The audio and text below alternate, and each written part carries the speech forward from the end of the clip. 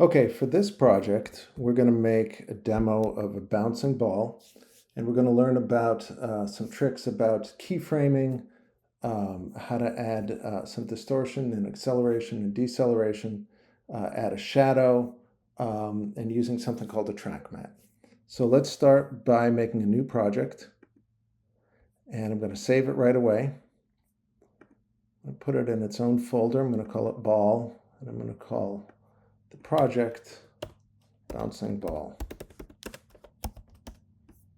Okay, let's save that.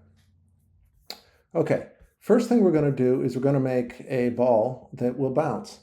And rather than just draw a ball, we're going to start by making a new composition to hold that ball. So I'm going to click the new composition button. I'm going to name this ball. And within it, I'm going to keep our settings the same, 1920 by 1080. And even though this isn't going to move at all, we might as well just keep it at 10 seconds. Click OK. And now you can see we're inside the ball composition there. So what I'm going to do now is go up and draw a shape. So I'm going to go up to the shape tool here, hold it down, choose the ellipse tool, and then I'm going to hold down the shift key and draw a perfect circle, something like that. And I want you to draw a circle so it roughly fills the whole screen. Doesn't have to fit exactly, but close. So now what I'm going to do is go down here under my properties on the right, and I'm just going to set the position to be 0, 0. You can find the properties over there, or if I go down to transform, we can also find the anchor point position right there. Okay, so next step, we're going to make a new composition. And this one is going to be our stage that's going to hold the entire animation. So let's call it stage. Same thing, 1920 by 1080, 10 seconds long. I'll click OK. Okay. And you can see down here that the stage composition is open. So let's do a couple things here. First, let's create a sky for the background. And the easiest way to do that is to go to Layer, New, and we're going to make a solid.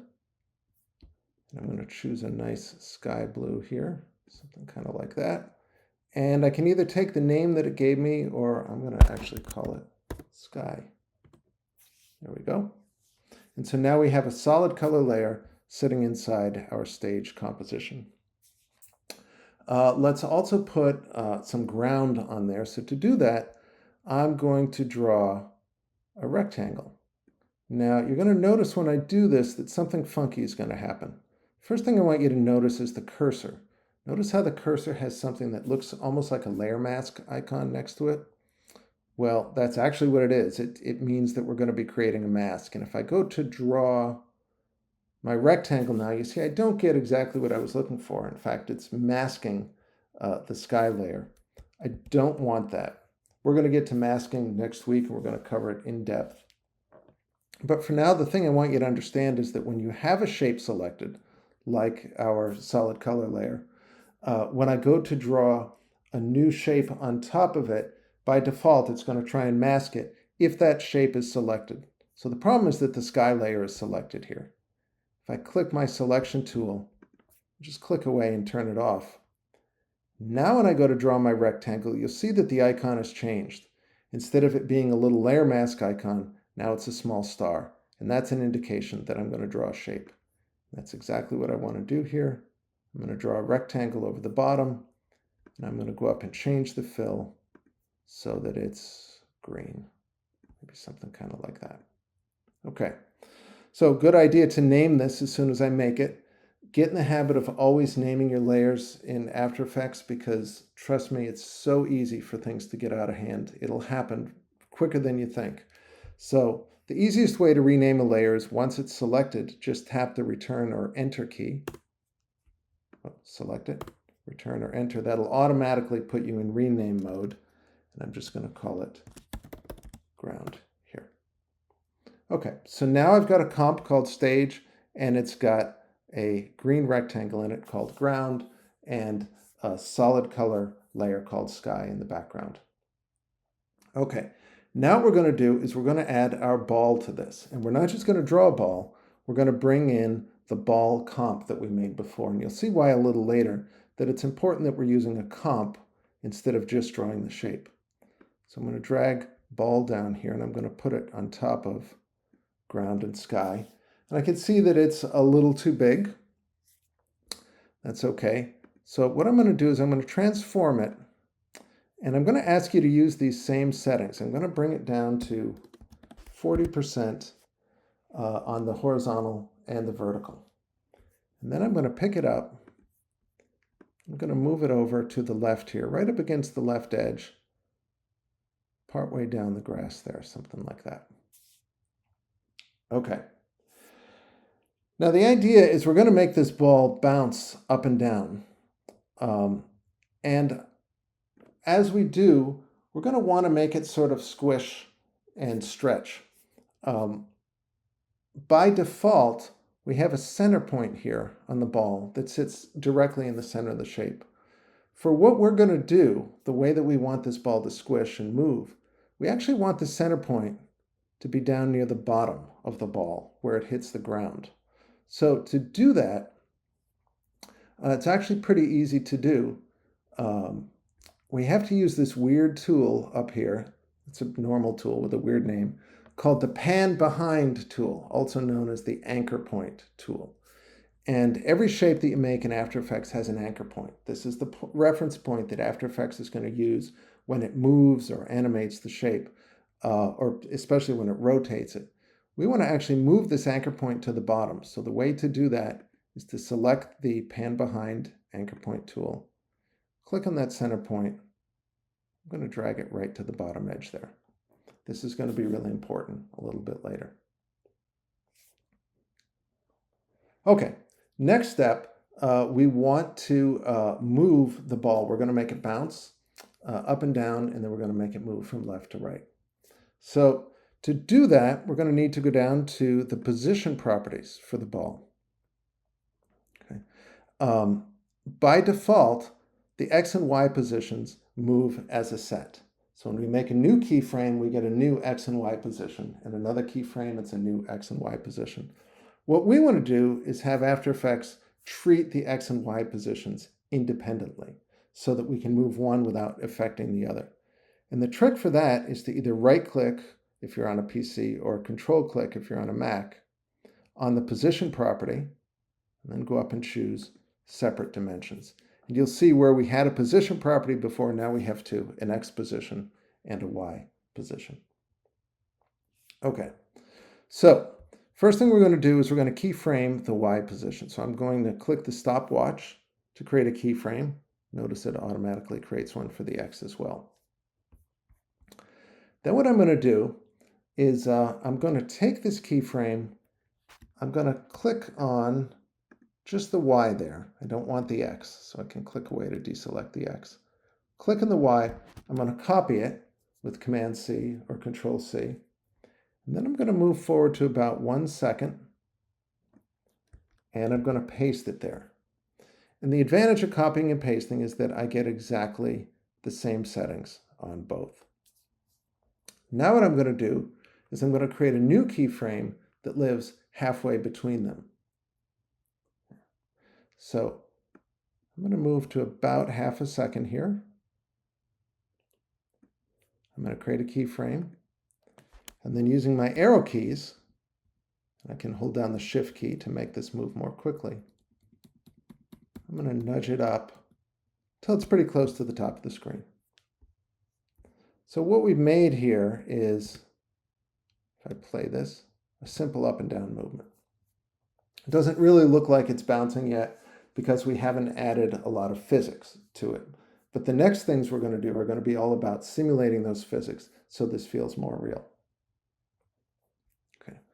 One of the first things we can do is we can add some acceleration and deceleration to it. Newton tells us that when objects fall, gravity makes them accelerate. And when we toss a ball into the air, gravity pulls on it and makes it slow down as it reaches towards the peak.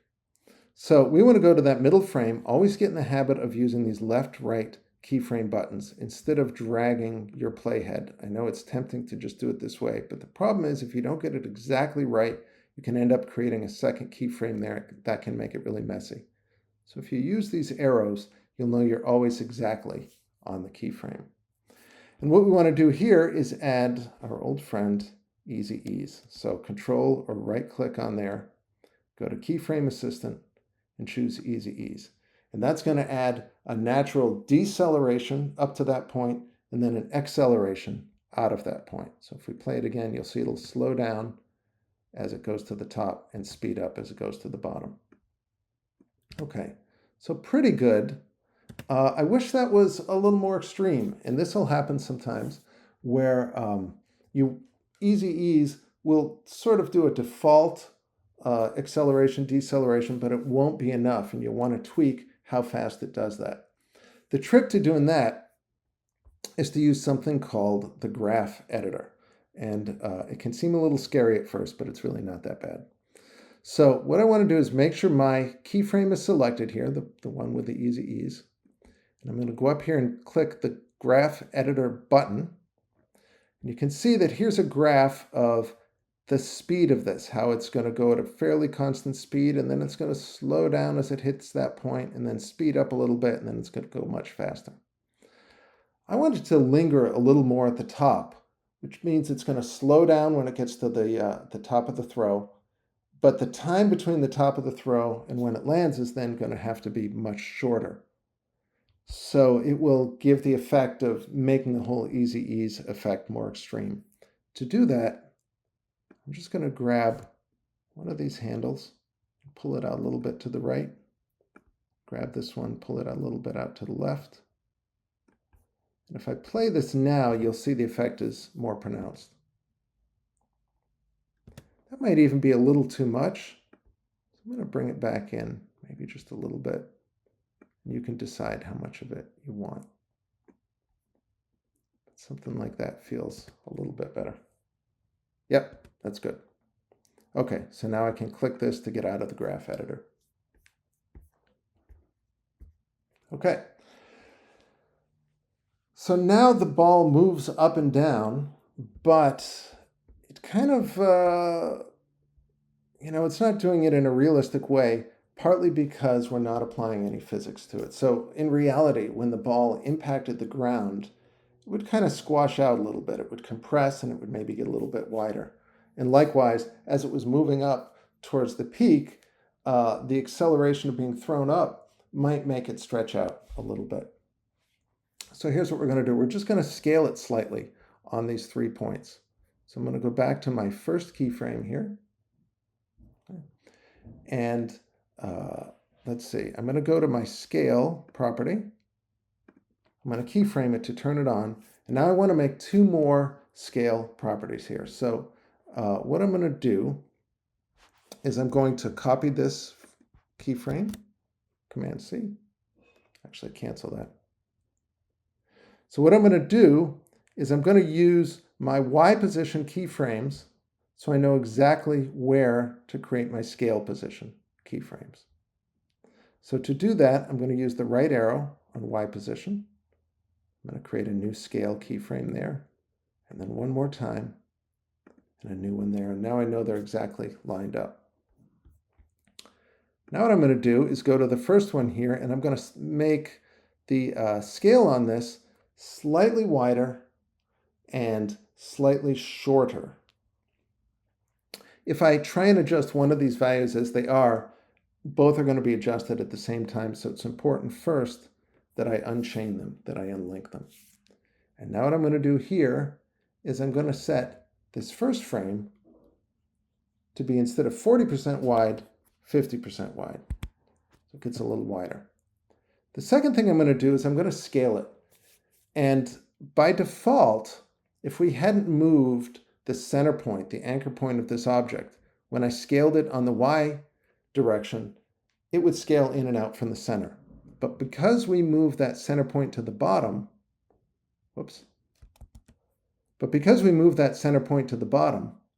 when I scale it in the Y direction, you can see that it stays flat on the ground.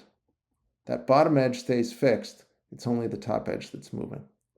So what I'm going to do is I'm going to increase it by 10% wider and 10% shorter. In other words, I'm going to change this to 50% and 30%. Okay. Now let's go to the middle keyframe.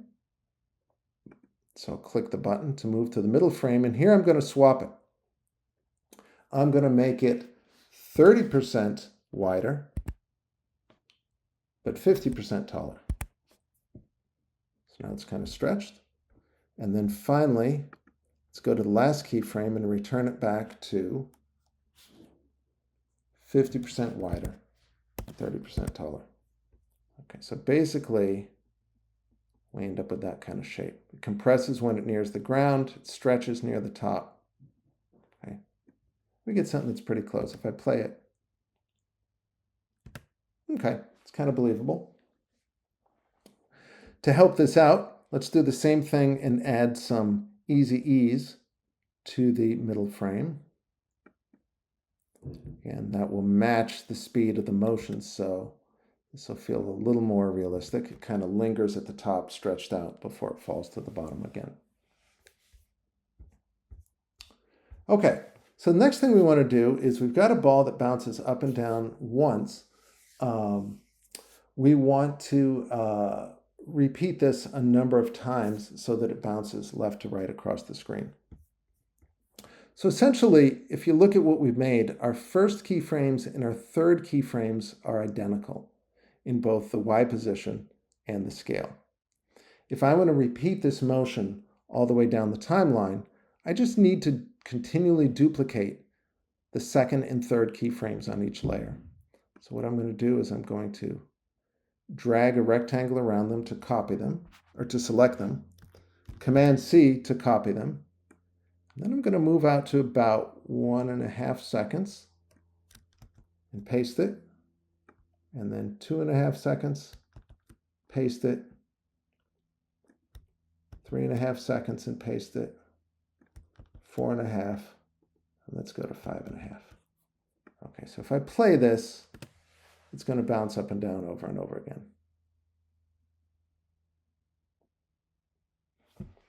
Okay. Now let's add some motion in the horizontal direction. And this is where it gets really easy because we've separated the Y motion, the bouncing up and down, from the X motion, the moving side to side. We really only need 2 keyframes here. So I'm going to select my X position layer.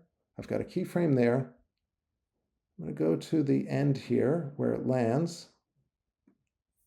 I really should line that up using my buttons there. I'm going to make a new keyframe, and this time I'm just going to slide it out to the right. And look what happens. After Effects is showing us the motion that that ball is going to take. And because that motion has acceleration and deceleration in the vertical direction, it turns it into this really nice sort of half of a sine wave going across. And if we play this, the ball sort of happily bounces along. Now there's a lot more we could do with this. Ideally, what I should be doing is taking the peaks of these paths, and they should be getting a little bit lower each time so that the ball is running out of energy. These are things we could play with if we had more time to finesse this. Okay, so now let's make a shadow that lives underneath it. Okay. So the simplest way to do that is to just take our ball layer and duplicate it. So Command C, Command V. Now we've got 2 of them here. Okay. I'm going to select the lower of these 2 layers, and I'm going to rename it, and I'm going to call it Shadow. Okay. Next thing I'm going to do is move the playhead all the way to the start. I'm going to open this up, and I'm going to unkeyframe the Y position.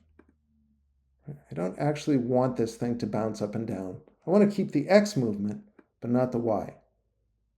So you can see now if I play this, the shadow layer is moving left to right, but it's not bouncing up and down. Okay. The other thing I'm going to get rid of is the scale. So I can just I can click the keyframe, so I can just click the stopwatch, and that will turn off the keyframe there. So now what I'm going to do is go to my scale properties, and I'm going to set the scale to be about 40% wide and only about 5% tall.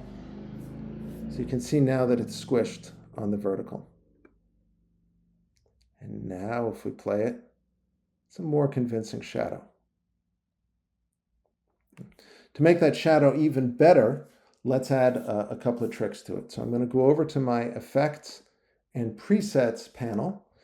If this isn't showing, you can always go up to Window and choose Effects and Presets, and it should show up there. And within there, we're going to add two effects to this. The first one is going to be Hue, Lightness, Saturation, and HLS, Color Balance. So I just did a search on HLS. It should show up there. I'm going to drag this over to the brown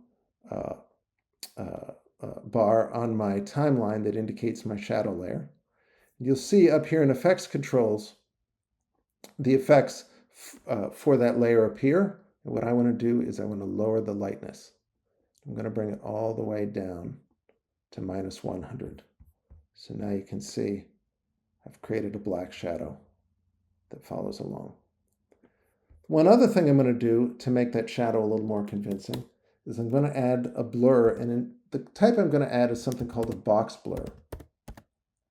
And the thing about a box blur is that it doesn't really do a very careful blur. It's kind of a rough, kind of pixely blur, but it does it super fast. So if things are moving and you don't really care about how detailed the blur is, this is a really good one to use. And it doesn't put a lot of stress on your machine. So I'm going to choose the box blur. I'm going to add that to my shadow layer, and then I'm just going to crank up the blur radius quite a bit. Okay, maybe to about 120. And then you can see now it's blurred it. And then the last thing I'm going to do is go down to my opacity and lower the opacity way down, maybe to about 35%, somewhere in there. Okay, and now if we play it, the ball feels like it's bouncing along. Okay, so far so good. Now we're going to do one other trick here, which is that suppose I've made this animation and I want the ball to look different. The advantage is, since I made the ball as a comp, I can very easily go back, change the contents of that comp, and my final animation will update. It's also a good idea to save this if you haven't been saving it so far. So if I go to my project window, I can see my ball comp right there. Double click it to open that up. And what I'm going to do now is I'm going to create something called a track matte. This is kind of related to masking, and like I said, we'll get into masking a lot more next week. But the way to think of a track matte is it's very similar to clipping a layer in Photoshop. We're going to take one layer and tell it to get its transparency information from a different layer. In Photoshop, those layers have to be right on top of each other. You clip one layer to the layer beneath it. But in After Effects, you can really clip any layer to any other layer at all, just by identifying it as a track matte. So here's what we're going to do. We're going to open up the ball comp. When I do, the first thing you'll notice is that the circle is already selected. I want to click away so that isn't selected. Otherwise, we're going to get that same masking problem we had before. Now, this layer probably should have been named before. It's just called Shape Layer. I'm going to call it Circle. Okay. And again, click away to deselect it. And then I'm going to go up and choose a rectangle. And I know that I'm going to get a shape because you can see my cursor has the little star next to it. Then I'm going to drag this rectangle over maybe the top half of the circle here. Maybe choose a different color for it. Let's choose red. Okay. And let's name this, I don't know, top color.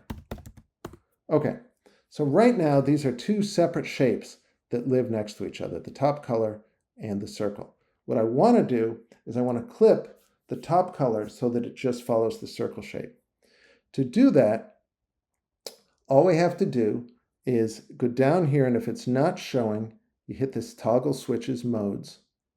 And remember, I think I showed you this last week, where this is where we can choose our blending modes, right? But it's also where we can set something called a track matte. So all I have to do is say top color. I want to matte that to the circle. Basically, I want to clip it to the circle shape. So once I do that, you'll see that it's clipped it perfectly. There's only one problem. The circle itself disappeared. After Effects does this as a matter of default. It assumes that the shape that you're clipping to, you don't want to actually see that shape. You just want to use it as a way of sort of a stencil to cut it out. If you actually want to see it, it's very easy. All we have to do is go to the circle layer here, and you can see that the eyeball has been turned off. I'm going to turn it back on, and now we can see the layer. So they're both there. And if we go back to our stage comp, you'll see that the circle comp has been updated automatically, and now it stretches and squashes perfectly along with the motion we created before. And that's it.